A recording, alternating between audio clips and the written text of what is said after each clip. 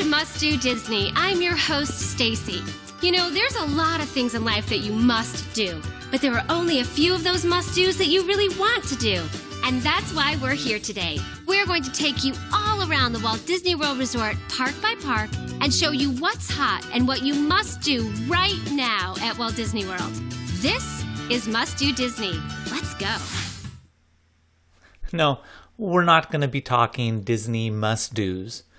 Instead, we're going to be talking definitely about things you don't do or shouldn't do when it comes to visualizing your data. We previously noted that pie charts are an all-around bad way to present information. They don't tell you much, and it can be hard to accurately interpret what they do try to tell you. But there are other design features or styles that show up in data visualizations that may be popular, but are problematic. Let's talk about a few of them that you may see in research or day-to-day life. For example, 3D. 3D figures may look pretty and sophisticated, but they actually introduce a variety of potential problems and should generally be avoided. Now, I know this may be shocking because a lot of people love 3D figures. And I've had this discussion many times over the years with colleagues who insist on a 3D bar graph because they say it just looks better and more professional than a flat 2D figure. But 3D figures have problems. For example, here's a 3D version of the graduate student enrollment figure from our previous video. Now, doesn't it look pretty? But let's say you want to compare the number of graduate students in education and NSFA.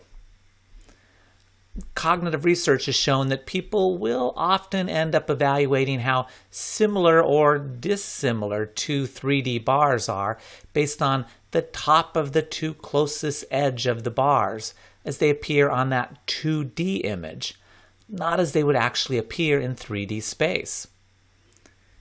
In this case, it means they compare the back of the education bar with the front of the NSFA bar. But that's too big.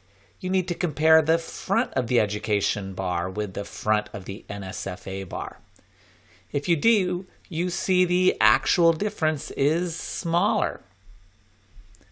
In more complicated 3D figures, it's even worse. Here we've added undergraduate enrollment numbers as a set of 3D bars behind the graduate student enrollment bars.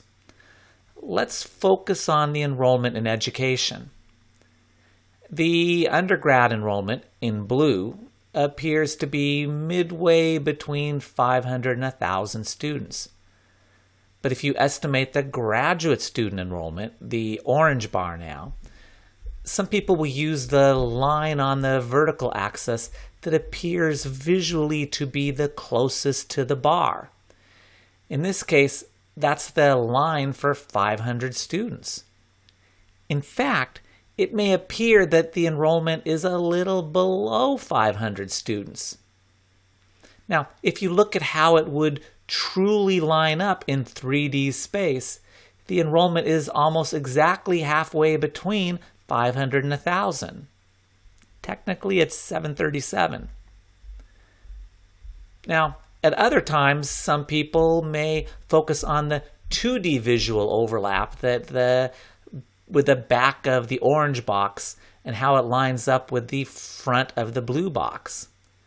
But again, that overstates the actual difference in the heights of the boxes. This less hoity-toity 2D bar graph gives you a better, more accurate illustration of the actual data. And notice that the difference between the grad and undergrad enrollment in education is a lot smaller than it appeared in the 3D figure. If you truly want to convey accurate information, only use 3D when the data require it. And don't do it just to be fancy. There are also a host of other general issues that you may see with visual displays of data. A similar issue is when people think their figure looks fancier by using images instead of a bar or a line. For example, you often see figures such as this. In this case, someone's using a dollar sign to indicate the increased sales every year. Notice that the sales in 2019 are actually twice as high as the sales in 2017. That's great, and that's the way one should interpret the figure.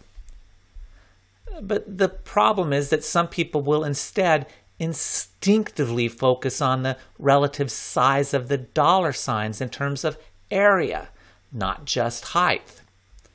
And notice that because the height of the dollar sign doubles, the width also doubles, and the 2019 sign is in fact 4 times larger in terms of area. To some people, it just feels like a much larger difference than it really is. Now, there are different types of issues that you'll see sometimes when people are presenting multiple figures. Here are 2 figures showing reading scores across 5 assessments for students who took part in my program and students who took part in your program. Clearly, my program is superior because just look at it. You're seeing bigger gains, right? Yeah, right. The problem is the scaling of the y-axis on the figures. The y-axis for my scores only go from 12 to 18, while the scale for your y-axis goes from 0 to 30. As a result, my program has a 4-point gain that looks much larger than the 8-point gain in your program. When you have multiple figures for the same outcome, it's important that they all have the same scaling on their axes. Now, I actually saw an example like this once at a conference. Someone was giving a talk and they put up slides comparing their intervention with a control group that received no intervention. It looked like their program had a big effect. But the problem was that the scaling was different on the different figures. Once you recognized that, it was clear the actual difference was much smaller. Sitting in the back of the room with some other people, and we're just like, what's going on? Okay? Now, there are other ways that the scaling of the y-axis can be manipulated in order to exaggerate effects. Take this example from the U.S. Department of Education. This figure shows how high school graduation rates apparently shot up between 2007-2008 and 2013-2014. Look, in 2007-2008, the number of graduates is 5 books high. But 2 years later, it's 10 books high. That's double. And in 2013-2014, it's 16 books high. That's more than triple 2007-2008. But of course, it's really not triple the graduation rate. Those 5 books in 2007-2008 corresponded to a 75% graduation rate, while the 10 books in 2009-2010 was only 3% more. The number of books double, but the actual rate only goes up 3%. And the final year, where the number of books more than tripled, the graduation rates are only 7% higher. Come on. And that's the Department of Education. But look around and you'll see this type of figure all the time in articles or in the media where someone is more interested in promoting an agenda than providing accurate information. On that theme, the last one I want to share with you is a little older, but one of my favorites. And I think I like it because I actually supported the idea that MSNBC and the Wall Street Journal were trying to sell. Back in the 1990s, before baby boomers started to retire, Social Security taxes were running a surplus every year. President Clinton was proposing to invest a portion of the surplus in the stock market so that it may grow greater for future retirees.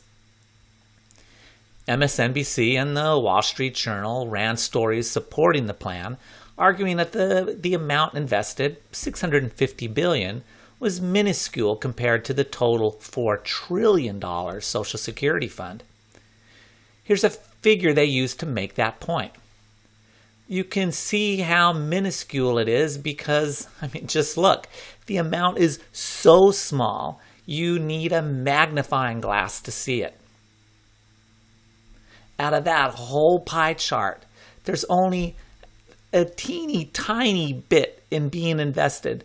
Literally a microscopic portion they're talking about investing. What's the problem? Why should anyone be concerned about that? Well, the problem is the figure's garbage. In my opinion, deliberate garbage. Sure, $4 trillion is a lot of money, and $650 billion is a lot less than that. But it's not a minuscule amount.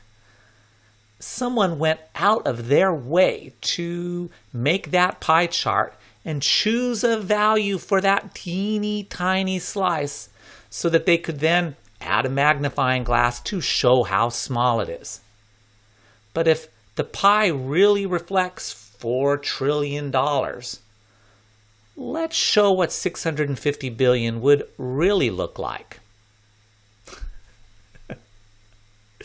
Remember, it was a barely visible thin line in the original figure.